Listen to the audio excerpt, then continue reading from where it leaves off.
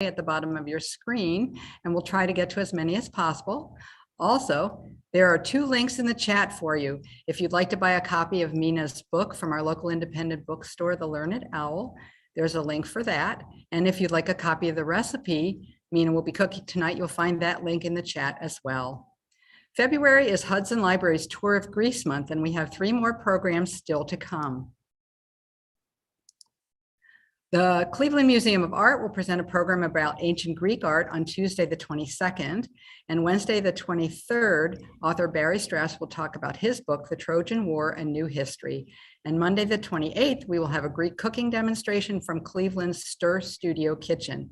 Please check out our website, hudsonlibrary.org, for information about all of our programs and to register for any that you would like to. And now I'd like to introduce Mina Stone, author of this beautiful cookbook, which I want to show you. Lemon, Love, and Olive Oil, a fresh and unconventional fusion of art and food inspired by her traditional Greek heritage. Mina is also the author of the cookbook, Cooking for Artists, and is a career chef who opened her own restaurant in Queens, New York in 2019.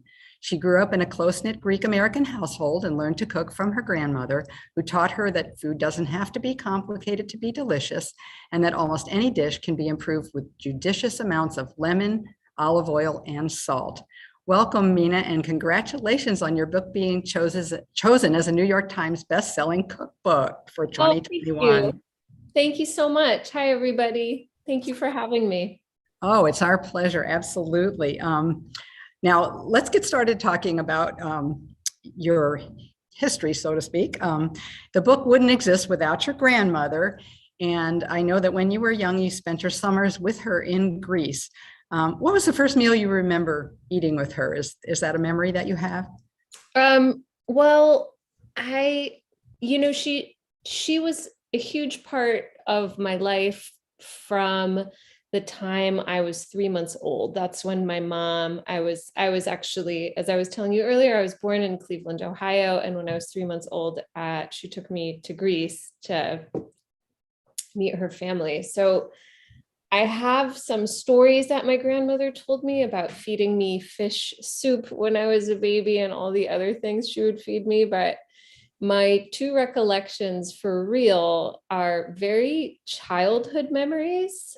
I hope, you guys find this interesting, but it's an honest answer. And there are 2 things. And one of them I actually write about in Lemon, Love, and Olive Oil. But when I would get home from the beach, my grandmother, or my Yiayia in Greek, would make pasta, spaghetti, and she would use this Greek margarine called fitini, which is, you can still buy, but I don't know, I think it's like hydrogenated fat, like central, like it's not supposed to be good for you, but it tastes delicious. And then she would put all this Greek cheese called kefalo graviera, which is like, you could call it like a Parmesan type cheese, and it was so delicious. So that is my standout post-beach, my grandma making me like this kid food that I absolutely loved.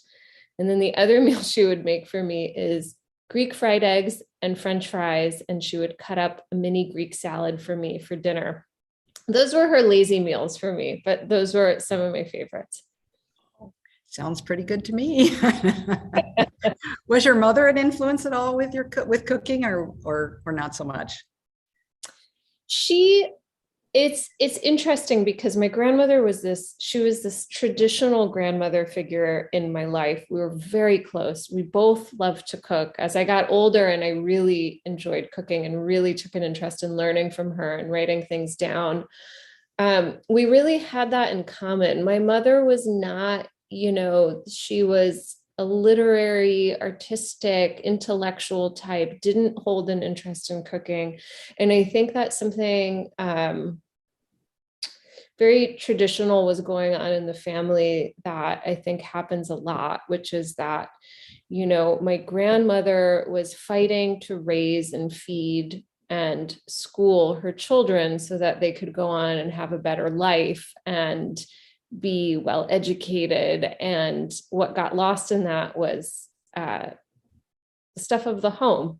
So my mother actually started to cook when she had me, where she would call my grandmother and say, you know, Mom, how do you make this dish and that dish? And that's when she started to cook. But my mom she's I would say she's just generally a talented person. Like if she puts her mind to something, she'll figure it out. And so she doesn't love to cook. She says that openly, but she makes 5 dishes and they're really delicious.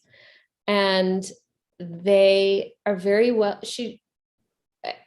I think this is a very important skill to cooking, is it can be super simple, but if you know how to season it, it can be delicious. And my mom knows how to do that.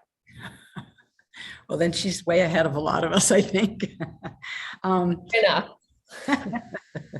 So you didn't start out, I don't think, intending to devote your life to food.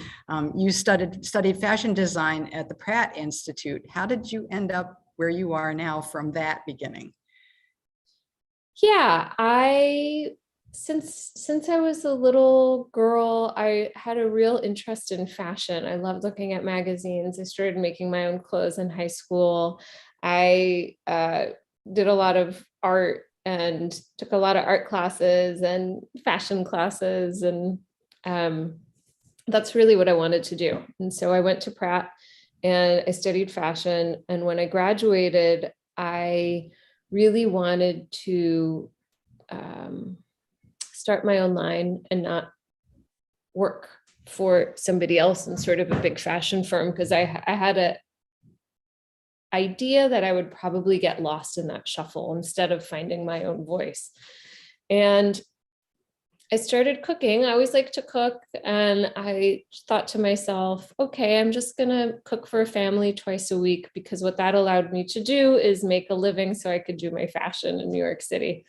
And so that's how I got started. I just accidentally sort of answered an ad in Craigslist and started cooking for a family. And it was very casual. And I did that for a few years, and I learned a lot just cooking for somebody over and over again. And at one point, I was doing I would do anything that came my way. So if it's one of the stores, I was selling my line, I started my line and I was selling my line at a couple of stores in New York, and the store owner would say, you know, we're having a Christmas party. And I was like, let me cook for it.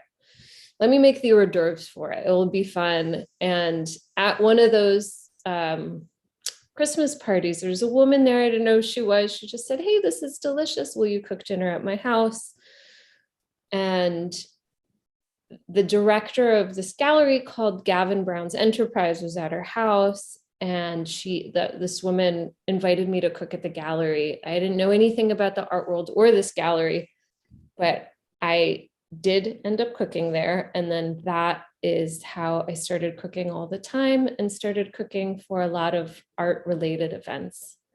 And fast forward to then I started cooking for an artist named Urs Fisher, who was, you know, represented by that gallery. And then at one point, Urs said, do you want to make a cookbook together? And I said, yes. And then I said, forget fashion. This is what I want to do. And we made my first cookbook called Cooking for Artists together in 2015. Wow, that's quite an interesting trajectory. Were you ever intimidated when you were cooking for, you know, the art elite community? It's funny because my honest answer is that I wasn't then, because I didn't really know what I was doing and I didn't really know who anybody was. And it was this really beautiful moment where I was kind of learning and I had a sense of freedom. And I still have that, but I catch myself now, and maybe people can relate to this, but it's, you know, I feel more pressure now. And so now I'm almost more aware of everything. And I'm like, oh no, and I have 2 cookbooks, so I have to make sure the food is like really good. Yes, you have a reputation now. But no, I always look back on that time and I really didn't know what I was doing. So I was just doing it kind of innocently and blindly. And that was just a really fun time. Well, clearly you were doing it well, because look what happened, you know. Thank you. So it's really quite amazing. And now you have this restaurant called Mina's in MoMA PS1 in Queens. And I know, I'm sure that was very exciting when you opened it, but then, pandemic happened and you had to close. Can you talk about all of that a little bit? Sure. Yeah. So I went from fashion. I published my first cookbook with Urs Fisher. That was really an amazing time. And then I was still cooking, and that cookbook really helped a lot. And then I was approached by the Museum of Modern Art in Queens, which is called MoMA PS1 for short, to open the restaurant there. And I was pregnant at the time. I was like, this is not a good idea for me. And I've never wanted to have a restaurant before either. But I kept thinking about it, and I thought, this is really cool. Like, when will this opportunity ever come up again? The thought that, this storyline keeps following through somehow, that, to have the museum, and to have the cafe and the museum I couldn't get it out of my head. And I thought, this is sort of tragically funny now, but I thought to myself, what's the worst that can happen? I got to do it, and I got to learn. And so we had a pretty crazy, but really fun time. My husband designed the restaurant. We put together the menu, and then 3 months after we opened, we opened in November and then of 2019, and we shut down in March 2020, along with everything else. And it was really hard. It was really hard. And I think at the same time, I've learned so much in a strange way, being shut down and reopening, and the stages that we had to reopen and how slowly we had to do it has ended up teaching me a lot about running a restaurant, because I also, of course, really didn't know what I was doing. So I was really feeling my way, feeling my way around every step of the way. And so other than the stuff that was, of course, very difficult about the situation, we had just opened, and, running a restaurant's hard. It's very hard work. It also really did afford us this opportunity to really think about a different way of doing things, a smarter way of doing things. And, I don't know, right now it's really, we're open for indoor dining. We have spaced out tables, we have outdoor space, and I really love being there. And I think it was also a really beautiful moment, because the museum also supported us in order to keep us opened. And now it feels sort of like a result of the situation is that PS1 and the cafe are really this united front and a collaboration. So all that stuff is really, it's great, but we've really had to feel our way through this whole thing. I can imagine. And I would assume that it was no small task to just learn the business end of running a restaurant. Yeah. And then I say how, in our business plan, we wrote every different scenario and every different financial scenario, but we did not put in worldwide pandemic. We did not consider that at all. Didn't cross anybody's mind. I can imagine why not. Yeah. Well, it's exciting, and I'm thrilled for you that you've been able to reopen and that things are going well. Let's talk a little bit about the actual cookbook now. What's the real significance of the title? Well, the significance of the title is, it's almost like an inside joke that's not an inside joke. So when I cooked at Urz's studio, well, actually, let me tell you the first part first, which is that when people ask me if I'm cooking, I get this question a lot. That's like, Mina, what is on this? And I always answer the same thing. I'm like, it's olive oil, it's lemon juice, it's salt. And to the point where I would get sort of embarrassed to keep saying this, because I felt like we were talking earlier, I felt like it should be more complicated or something, or I wish I had something more kind of like exotic to say than the 3 things I seasoned all of my food with. when I was working at Urza's studio, they would make this joke that when I was emotional or I was in love or I was feeling grouchy, that's how my salt levels fluctuated. So if I was in love, all the food would be really salty. Or if I was in a good mood, the food would be pretty salty. And so we replaced the salt with love for the title. And we thought it had a good ring. And it also kind of touches on the background of the book, which is something I was thinking a lot about as I was writing the book, which was during, more of the intense lockdown, is the reasons why, we all understand the reasons why it's exciting to cook or cozy to cook. But I really started to think about why is it so comforting to cook and eat together? And so I was exploring that in the book. And I think that love, of course, has something to do with that. I think that's an interesting, it's an interesting title, and I love the salt part. That's great. Your dad wrote the introduction to the book, and I understand he was a big part of the process of writing the book as well. Can you share a little of that with us? Sure. Well, my dad, this is good considering it's Greek month at the library, but my father, so my father's from America. He's American. He's from Cleveland. And he met my mom when he was doing a study abroad in Athens. And he has a big background in creative writing. He worked as a translator for many years. So he translated Greek poetry to English. And he has always been a really great resource. And when I was writing the book,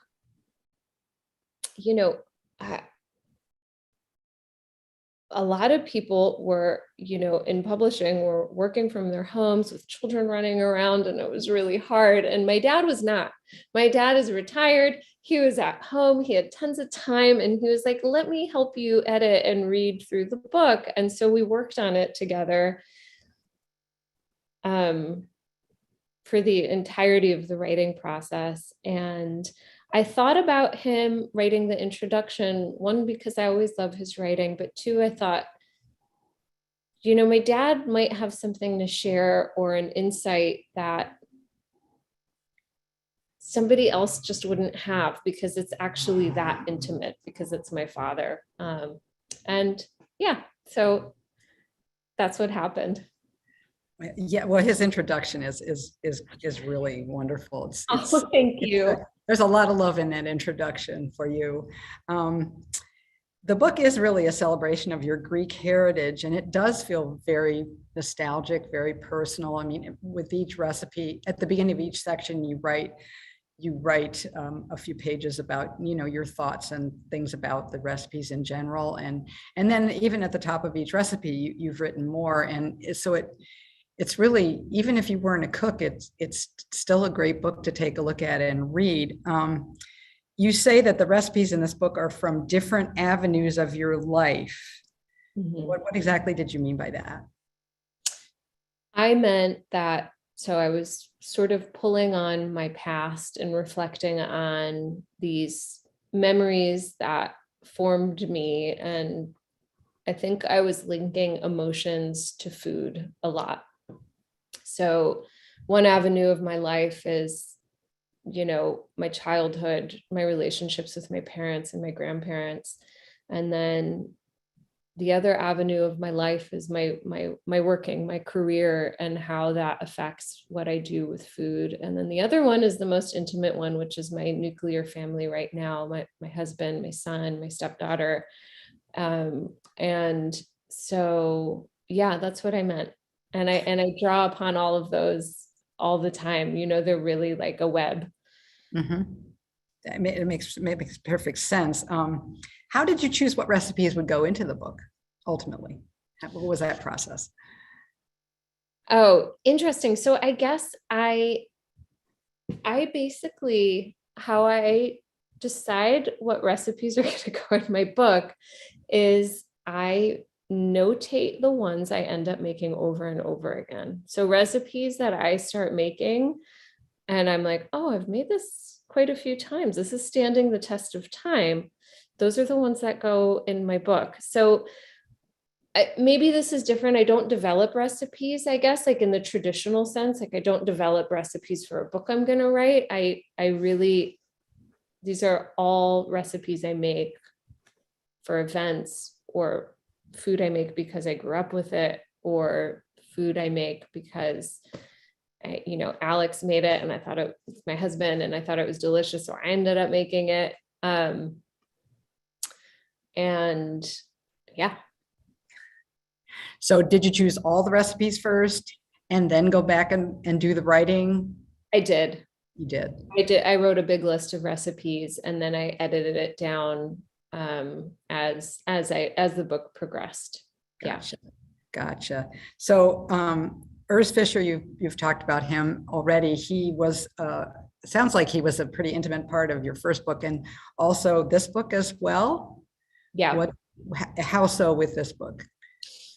So Urs design, yes, he sort of was the what is that word? He was like the brainchild behind the project. I feel like the first book he just sort of gave the food I cooked life in a way that I wouldn't have thought of before or dreamed of. Like I would have never thought, oh, that we should make a cookbook or we should document all these years of cooking that I've done.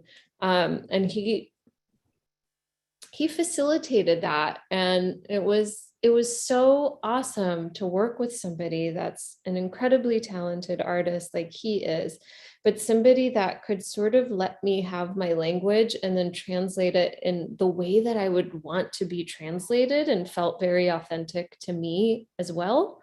So that was my experience working with him. The first book was a super organic experience, and we really didn't know what we were doing because the first cookbook is self-published with Urs's imprint. So, neither one of us had made a cookbook before, but we figured it out as we went along and put that book together. And that was great. That was the kind of like when I started cooking and like the joy of just the innocence. And then the second cookbook, I mean, it was really interesting because it was a similarly rich experience, but it was the total opposite. The first book had been made with a bunch of people in a studio, buzzing community. And the second book I made essentially alone while Zooming and FaceTiming and doing everything remotely, which I think it's easy to kind of dismiss that. But in the other way, it was really powerful because I was sort of just left with myself, the food, and trying to figure out what I really just wanted to say. And then on the flip side of that, Urs was sort of alone with my words and making these illustrations for the book and thinking about how to make a book that's different, but at the same time, it's the same because it's my food and it's a continuation of the first project. So yeah, it was just very different, but just as interesting. Well, you're so fortunate to have such a great collaborator, that's for sure. I am, yeah. So I will admit, I watched part of an interview. It was really a discussion between you and another cookbook author, and you both were talking about the photographs in your books and how those came about. And I found the conversation fascinating because you were so different in the way that you did that, made that process happen. And I just thought that was interesting. And I think that's worth sharing with our audience, if you don't mind. Okay. Yeah, no, I don't mind. I hope I remember but I think you'll correct me if I'm wrong. What I was saying is that I am incredibly unprofessional when we do the photographs. Right? Well, you didn't say it like that. So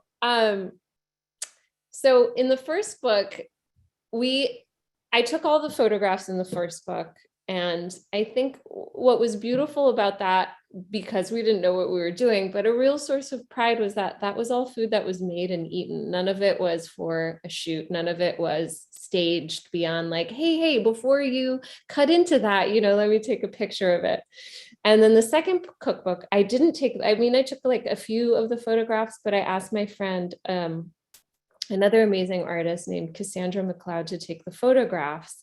And she's not even a professional photographer. She takes amazing photographs. She's a very talented artist, but she's not a food photographer. And so we did the same thing. I was like, come over, I'm going to make lunch. I'm going to make 5 recipes out of my book. And then it was like me and Cassandra, and I'm like her assistant and the food stylist and the, setting everything up and like holding a foam board for her. And at one point, I think I was sort of like chasing after her, holding food while she's chasing the light, and I'm holding like some prop to like bat. I was like, wow, Cassandra, I swear next time, every book I'm gonna do a little better in terms of how to do this right. So I think there's like a joy in that, because like the photos are very real, I guess. They're staged, but they're really only so staged. But it is funny. It was funny. Yeah, I think it's a great story, and and the photographs are great. I mean, I certainly, my mouth was watering when I was looking at the recipes and looking at the pictures. I think they're great. The other author that you were talking to was that the contrast was that she was going to hired somebody, and they went to, Right. they rented tables. Yeah. Rented dishes, so everything would be different. And it was a huge, probably, I'm guessing, very expensive process. And, right. It's just something I think, at least for me, I never thought about that when I looked at a cookbook. Like, how did those Well, that's funny. Neither did I until I started making them. And then, and for example, at one point I said, oh my God, Cassandra, it's all, the same white dish. Or like my green dish, like I have to get some different dishes, or, this is really going to be a monotonous, so anyway, yeah. So the books are also with my audience. We're learning together.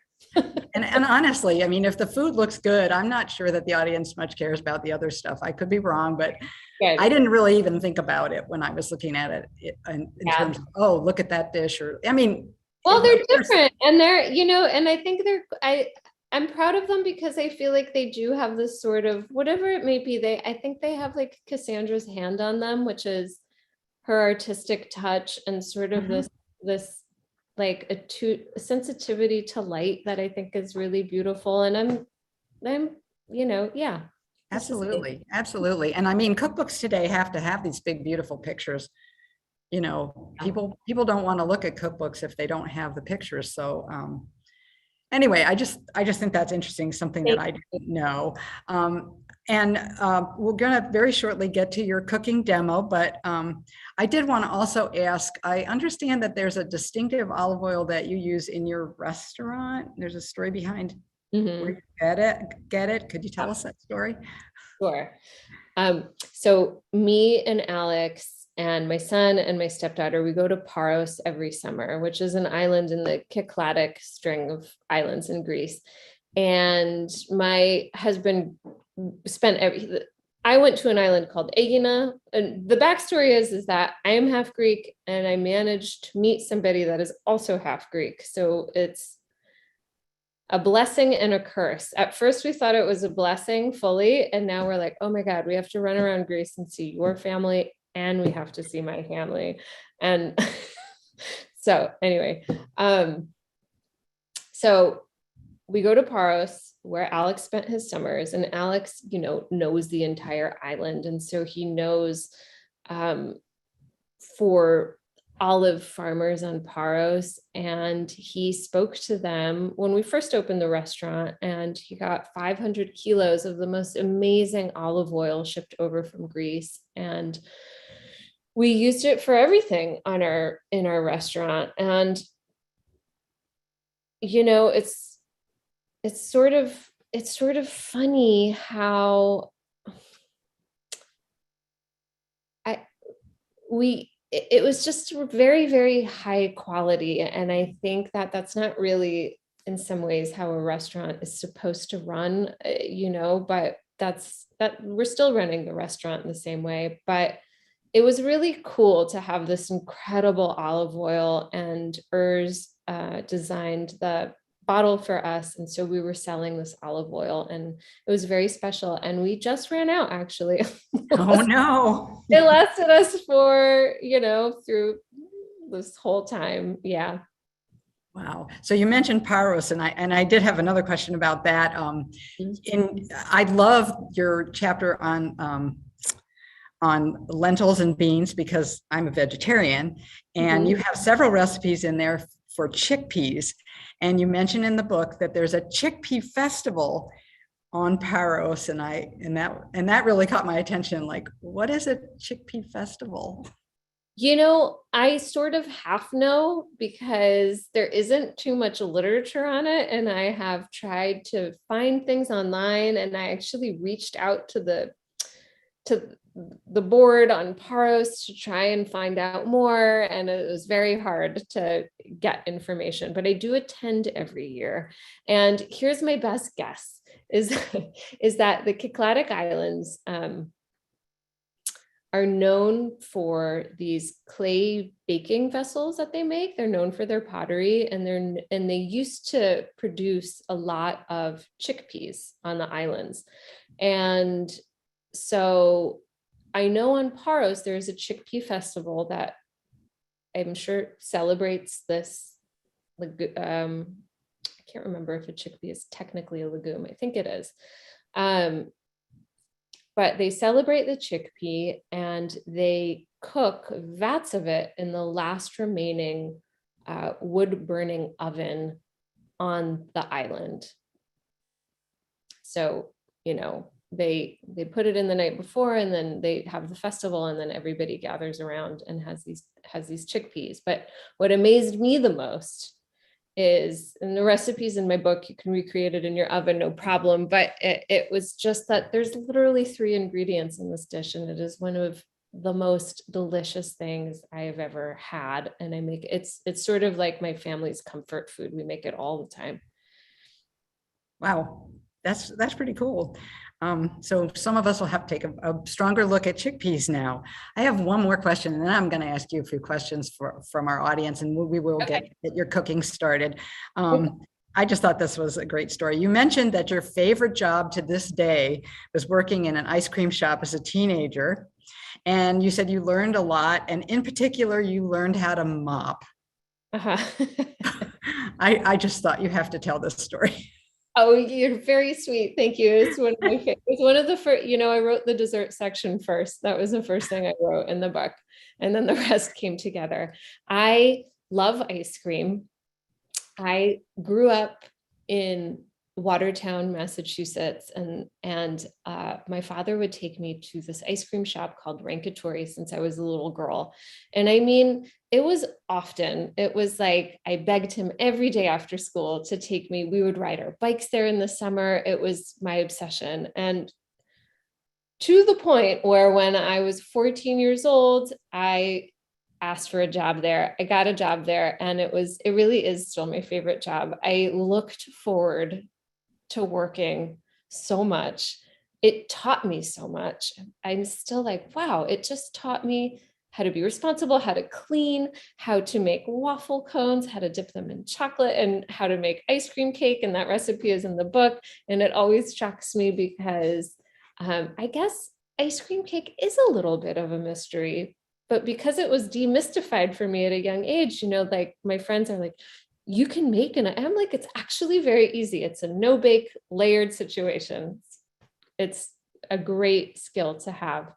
But so on my very first day of work at Rankatori's, Joe Rankatori, the owner, was watching me mop with this industrial mop, and he was just watching me. I didn't know what I was doing. And if you've ever yielded an industrial mop, it's really heavy and cumbersome, and you really don't know what to do. And so I did my best, and I started mopping, and he was like, that is not how you mop. Mina. And he showed me how to mop. And it always stayed with me that he said it should be effortless, that, don't push it, don't push it around in a weird way. You just have to have a light hand and you just kind of move it side to side and walk backwards. And I was just, it's like a good way to live life. Yes, you say the analogy of effortlessness applies to so many things.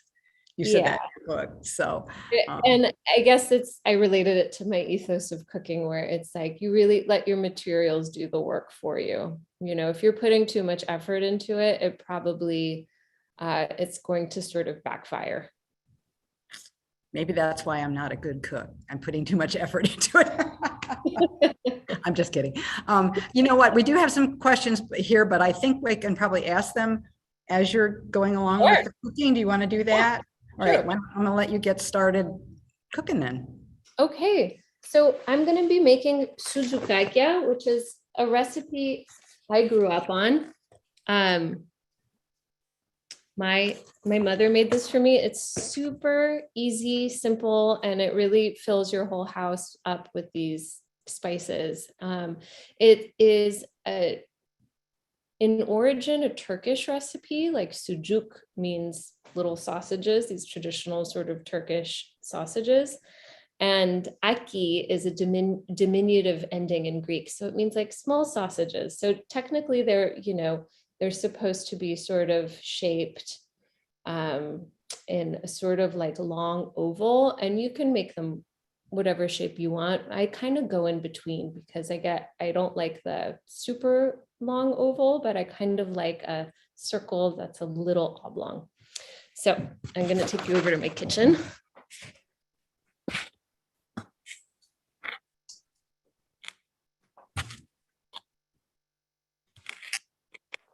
And I'm going to get my ground meat. I'll be right back.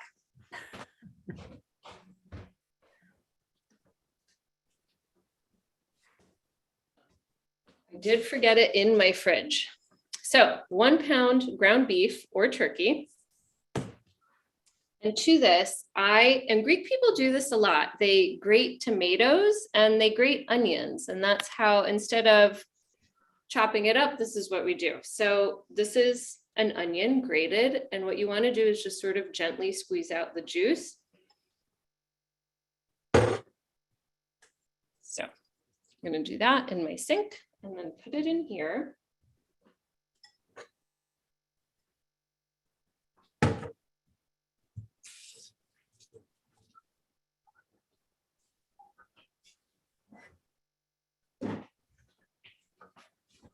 Yeah, and please ask me any questions because I can really talk through this recipe.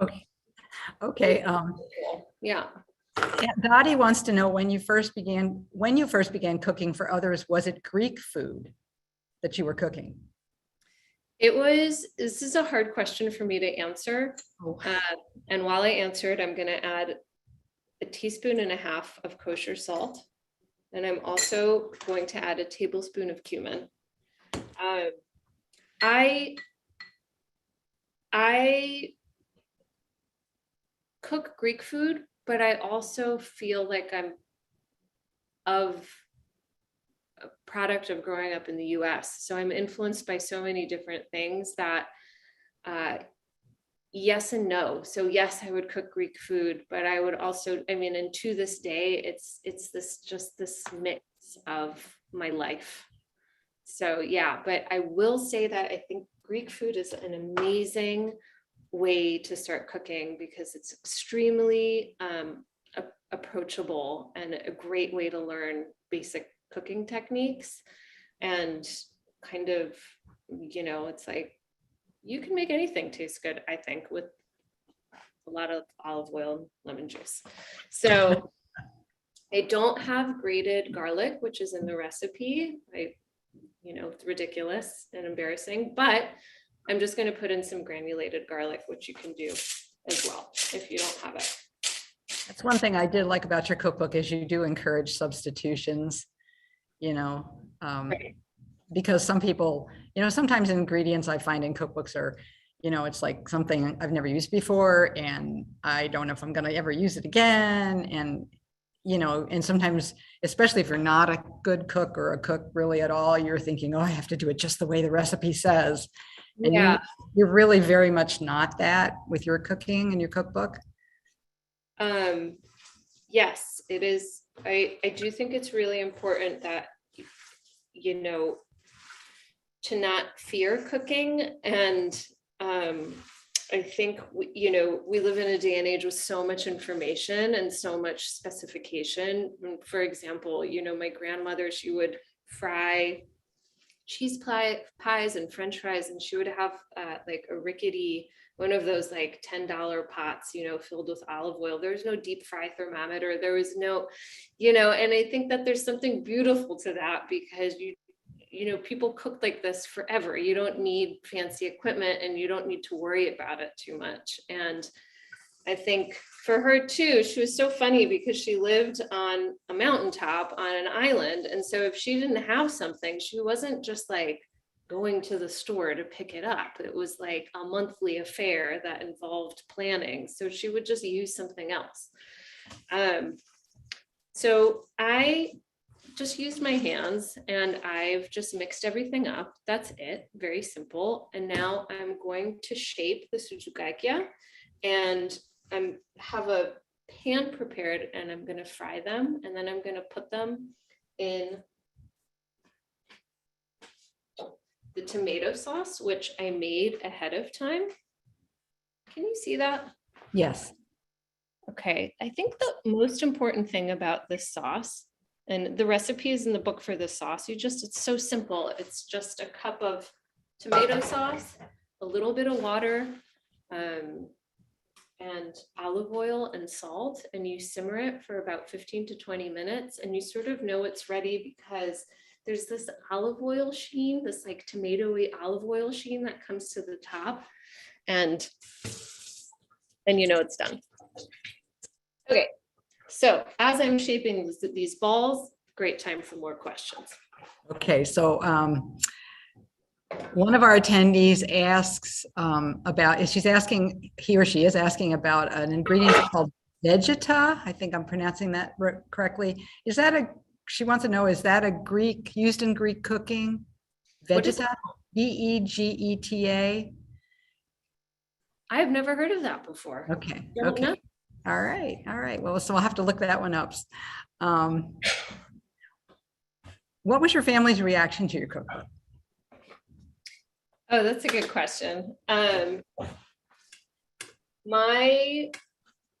was good. It was good, but for my mother, and I'm taking about a tablespoon of beef. For my mother, I think it was sort of shocking and emotionally sort of moving to see these memories I had that she didn't necessarily have written down. And so I think it was emotional. And my dad was with me the whole time and was like so proud. And I think we just also couldn't believe it was done. So this is the shape I'm going for. I'm just going to make like 6 and then fry these and put them in the sauce so everybody can see them. I won't make you wait through a whole pound of ground beef. Well, we might have enough questions to do that, but we'll see. Oh, okay. All right. All right. We'll see. We can ask questions whether you're cooking or not, so no worries. One of our attendees asks, are there recipes for lamb in the book? There is. There's one recipe for lamb that I love. It's called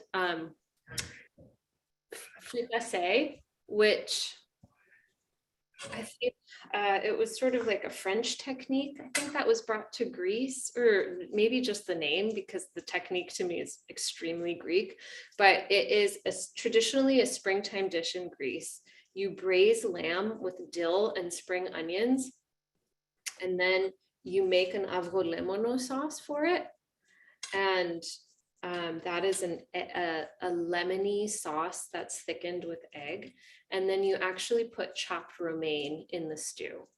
Romaine is used sort of like spinach or another green in many places, Greece included. And it is delicious. It is shockingly delicious. I highly recommend trying that one. Yeah. Okay. Greeks also make it not just with lamb, so they make it with pork. You can make it with chicken. You can make it with any meat that you like. So Jill wants to know, what would you serve this recipe with, the one that you're cooking right now? Okay, great question. I can't believe I forgot to cover that. This recipe, this is really interesting. So my mother, when I was a kid, she would always just make plain rice. Greeks put butter and a bay leaf in their rice. That's how my mom always made it. That's how I usually make mine too. And what she would do is she would put it in a teacup, not like a coffee mug, but like the teacup. And she would pack it with rice, and then she would unmold it and put like 3 meatballs around it and drizzle some sauce on top. And I thought that was the coolest thing when I was a kid. Just the idea of molded rice, I thought was just very cool. And when I was looking up some of the history of some of these recipes, I found out that because rice was a precious food staple in Greece, like it was only used for weddings and funerals and special occasions, they signified this preciousness by always molding it. And to think that, and then in the 50s, this changed, and now Greeks use rice in everything. But the idea that this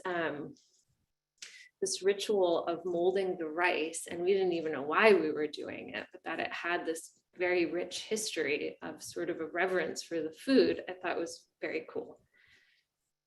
That is, and you do have, I think, a whole section just with rice recipes in the book. So for those of you who love rice, this is a great cookbook for you.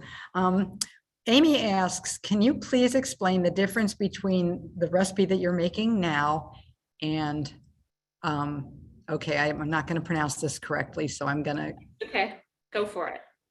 Keftides? Yeah, what? Yeah, those. Yeah.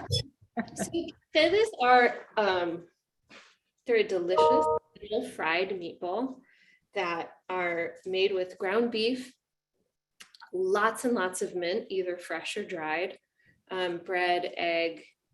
Everybody has their own recipe. And then you dredge them in flour and you fry them in olive oil, usually. A Soutzoukakia is different because it's seasoned with cumin, which is reminiscent of food from Turkey, because Greeks don't actually use that much cumin in their cooking. And it is in a red sauce. It's in a spicy. You can also make the sauce spicy if you want. You could add some red chili to it, but technically it's in a red sauce. So that's the difference.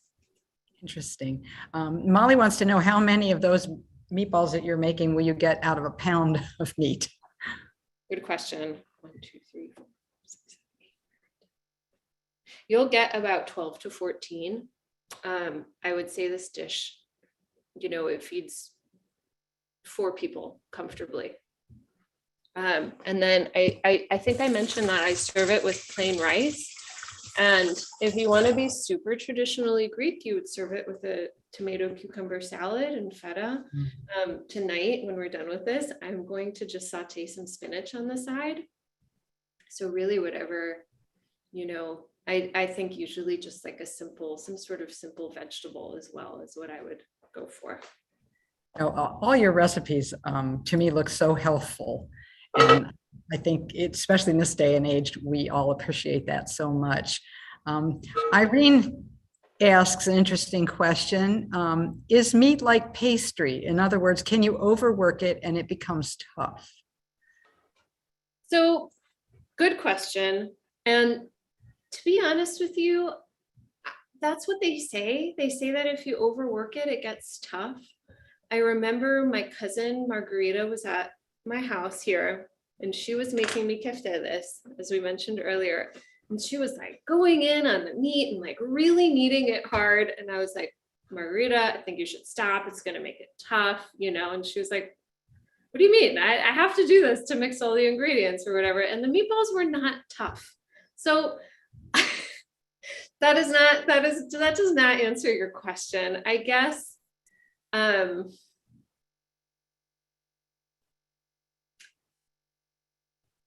about just no? I think you would have to really go crazy or something to like make it really tough. That's my 2 cents. I have never experienced it no matter what. Like no matter how easy, if I've like mixed it lightly, I haven't noticed that it makes some huge difference in tenderness. And when I've mixed it very well, I also haven't noticed that it makes a difference. So I'm just sauteing these meatballs, and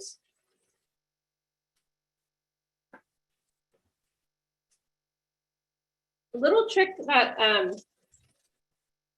when I was talking to my mom about this recipe, she said that you just want to get a little color on them, and then for extra flavor you can add some or all of the oil. I only add like a couple of teaspoons for that sort of cumin-y olive oily flavor, because I don't want it to get too heavy, but you can also add the full olive oil. I put about like 2 to 3 tablespoons in the pan.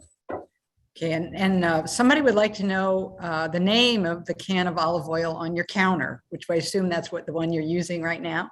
Let me get it.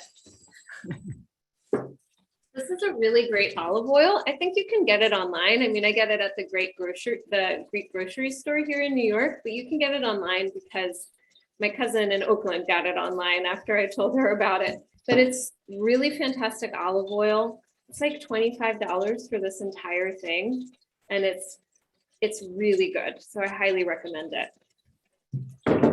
Good to know. Another question, and are there any desserts or breads in the cookbook? Now, I know that there are desserts and we talked about that, but I don't remember seeing any bread. Am I wrong or am I right? You are not wrong. I didn't do any breads in the cookbook. There are definitely a huge section on desserts, both Greek, American, Persian. Yeah. Okay, another question about your meatballs, actually. For the texture of the meatballs, are they loosely packed or tightly packed? When you were forming them. I would say tightly packed, just in terms of just information of what you should keep in your brain, because when you're forming them, there's no way for them to hold their shape if they're too loose. And if you really want to get that proper meatball shape, you really kind of have to roll them, be confident about putting them in their shape. And so, yeah, so I would say go for tighter rather than looser. Okay. And then another olive oil question. My favorite.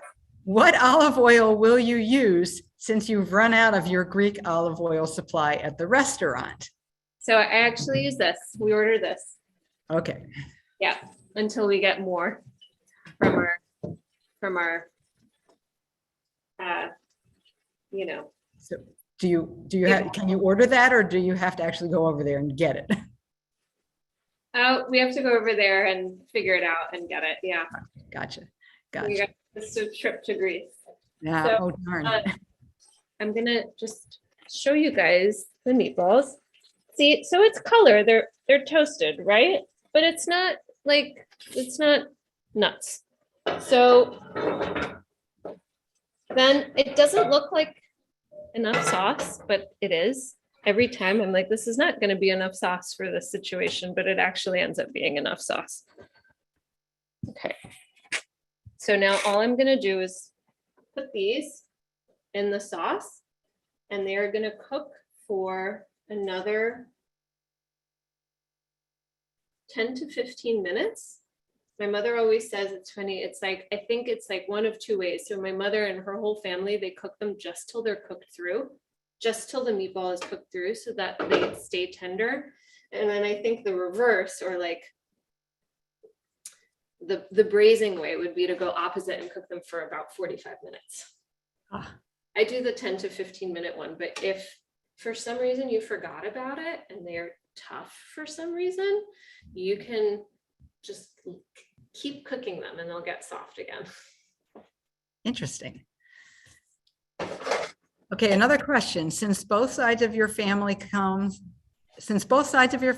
from different Greek islands, do the islands have different styles of cooking from the various regions of the mainland?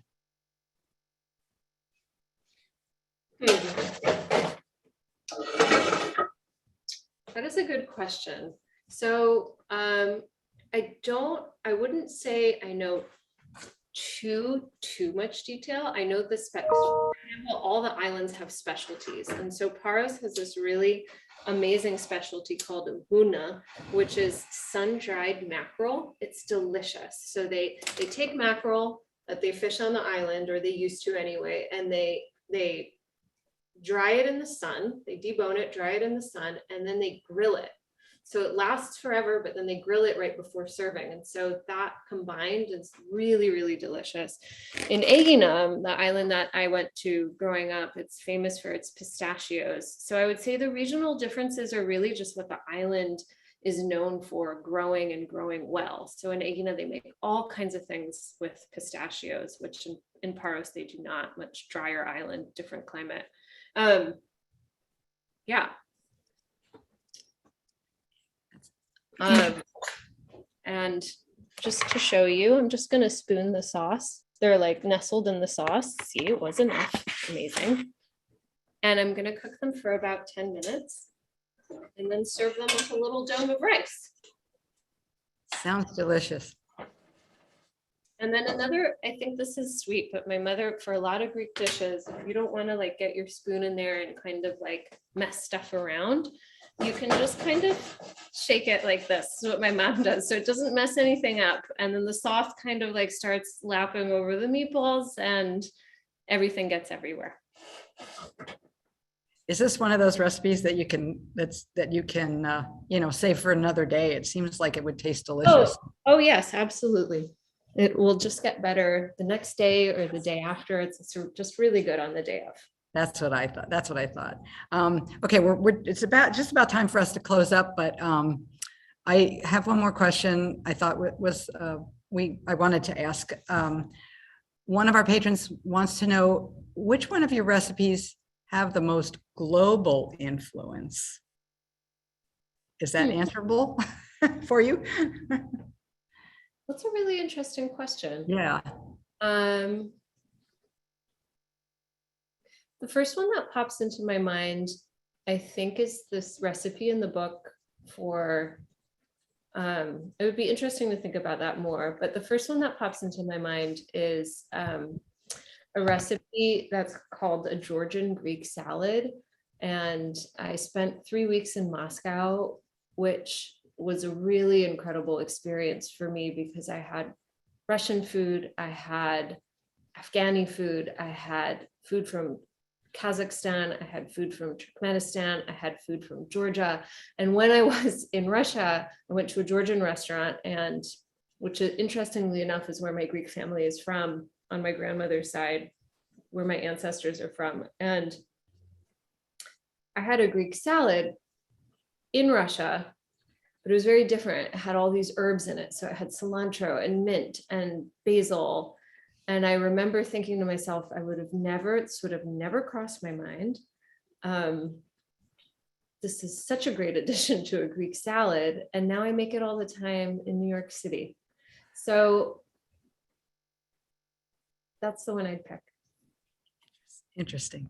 Well, we really are out of time. So I want to thank you so much, Mina, for being with us tonight. It was just delightful talking to you. And thank you to our patrons. One more time, this is the book you're looking for, folks. And there's a link in the chat if you want to buy it from the Learned Owl. It's really a delightful book to look through, even if you're not big on cooking. I highly recommend it. And anyway, thank you very much and enjoy your day. Really hope everyone cooks from the book that has it, and please reach out to me on Instagram or whatever. I love hearing how they go. Absolutely. Absolutely. Thank you, Mina, and good night to everyone. We'll see you again soon. Okay, bye-bye. Bye.